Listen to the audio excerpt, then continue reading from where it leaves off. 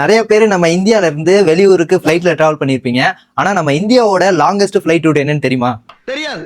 அது தெரிஞ்சதுக்கு முன்னாடி நம்மள ஒரு ஃபாலோ பண்ணிட்டு உங்களுக்கு தெரிஞ்ச ஃபிளைட் ரூட்டை மறக்காம கமெண்ட் செக்ஷன்ல மென்ஷன் பண்ணுங்க. வணக்க மக்களே, நான் உங்கள் அபிஷேக். நம்ம ஏர் இந்தியா ஆப்ரேட் பண்ணக்கூடிய பெங்களூர் டு சான் பிரான்சிஸ்கோ இந்த ஃபிளைட் ரூட் தான் இந்தியாவோட லாங்கஸ்ட் ஃபிளைட் ரூட்னு கருதப்படுது.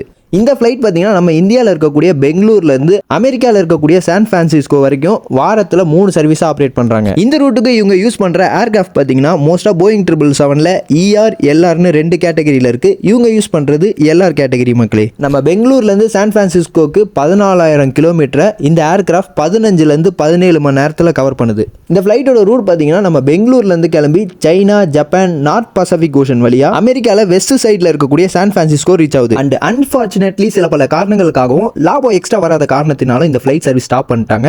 இப்போ கூட இந்தியாவோட லாங்கஸ்ட் ஃபிளைட் கூகுளில் போட்டிங்கன்னா கூட இந்த ஃபிளைட் தான் காட்டும். ஸோ நீங்கள் இந்த ஃபிளைட்டை பற்றி என்ன நினைக்கிறீங்க? மறக்காம உங்கள் தாட்ஸை கமெண்ட் செக்ஷனில் மென்ஷன் பண்ணுங்க. ஸோ இந்த மாதிரி ஏவியேஷன் டீடைல்ஸ் பிடிச்சிருந்தா நம்மள ஒரு ஃபாலோ பண்ணிக்கோங்க.